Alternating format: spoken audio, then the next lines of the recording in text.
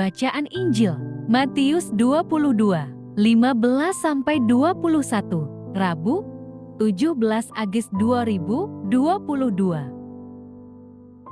Shalom, Bapak, Ibu, dan saudara-saudari terkasih dalam Yesus Kristus. Marilah kita mendengarkan dan merenungkan sejenak firman Allah, Injil Matius pasal 22, ayat 15 sampai ke 21 tentang membayar pajak kepada kaisar. Inilah Injil suci menurut Matius. Kemudian, pergilah orang-orang Farisi. Mereka berunding bagaimana mereka dapat menjerat Yesus dengan suatu pertanyaan. Mereka menyuruh murid-murid mereka bersama-sama orang-orang Herodian, bertanya kepadanya, "Guru, kami tahu Engkau adalah seorang yang jujur dan dengan jujur mengajar jalan Allah, dan Engkau tidak takut kepada siapapun juga, sebab Engkau tidak mencari muka. Katakanlah kepada kami pendapatmu. Apakah diperbolehkan membayar pajak kepada kaisar atau tidak?"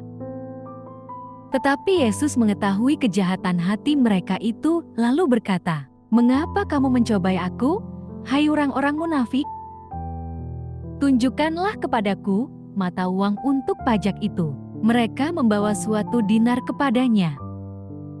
Maka ia bertanya kepada mereka, "Gambar dan tulisan siapakah ini?"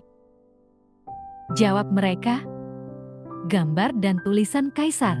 Lalu kata Yesus kepada mereka, "Berikanlah kepada kaisar apa yang wajib kamu berikan kepada kaisar, dan kepada Allah apa yang wajib kamu berikan kepada Allah." Amin. Renungan Injil, melawan kemunafikan dengan keberanian dan kebijaksanaan. Bapak, Ibu, dan saudara-saudari terkasih, pujian bisa dilakukan dengan berpura-pura untuk tujuan menjerat. Ketidaktulusan orang munafik harus dihadapi dengan keberanian dan kebijaksanaan. Orang Yahudi mengharamkan dinar Romawi dipakai sebagai uang persembahan di Bait Allah. Karena itu, orang harus menyiapkan uang Ibrani yang dianggap halal bila memberi persembahan ke Bait Allah. Di kalangan pemimpin Yahudi, jelas ada keengganan besar untuk membayar pajak kepada Kaisar Romawi yang dianggap sebagai penjajah. Namun, mereka takut menyatakannya secara terus terang dan terbuka. Kepentingan yang sama untuk menjatuhkan Yesus, tanpa diduga telah menyatukan orang Farisi dengan golongan Herodian. Kepada mereka, Yesus menegaskan apa yang sudah berlaku pada waktu itu. Pajak kepada kaisar, persembahan kepada Allah. Uang dinar Romawi jelas bergambar kaisar di koinnya. Jadi, lakukan kewajiban membayar pajak kepada kaisar. Sebaliknya, dalam hati setiap umat Israel tertanam ajaran bahwa manusia diciptakan menurut gambar rupa Allah. Maka, yang wajib diserahkan umat kepada Allah sebagai persembahan adalah hidupnya secara utuh. Umat sebagai gambar rupa Allah jauh lebih berharga daripada uang dinar bergambar kaisar. Yesus tidak pernah mengajarkan para muridnya berpura-pura. Kemunafikan dilawan dengan tegas dan keras. Ukuran yang dipakai jelas, yaitu firman Tuhan. Jawaban Yesus yang gamblang mematahkan niat jahat mereka yang ingin meminjam kekuatan politis penjajah Romawi untuk menjebak Yesus. Jawaban Yesus juga menegaskan pengakuan Israel bahwa manusia adalah citra Allah. Karena itu, manusia wajib mempersembahkan hidupnya kepada Allah.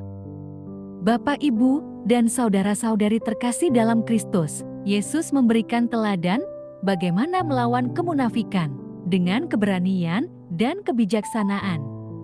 Sikap hidup yang didasarkan pada ajaran firman Tuhan memampukan kita melawan pencobaan. Setiap orang percaya dipanggil Allah dengan tulus dan berani menyatakan imannya, bukan mendua hati. Amin. Marilah berdoa. Allah Bapa, sumber pengharapan, Engkau telah mengikat perjanjian dengan semua orang melalui Yesus yang terurapi. Semoga kami selalu berpegang teguh pada Dia dan berkembang menjadi umat yang patuh setia. Dengan pengantaraan Yesus Kristus, Putra-Mu, Tuhan kami yang bersama Dikau, dalam persatuan Roh Kudus, hidup dan berkuasa, Allah sepanjang segala masa. Dalam nama Bapa, Putra, dan Roh Kudus. Amin. Terima kasih sudah mendengarkan dan merenungkan firman Allah. Jangan lupa subscribe dan jangan lupa juga aktifkan loncengnya. Terima kasih, Tuhan Yesus memberkati.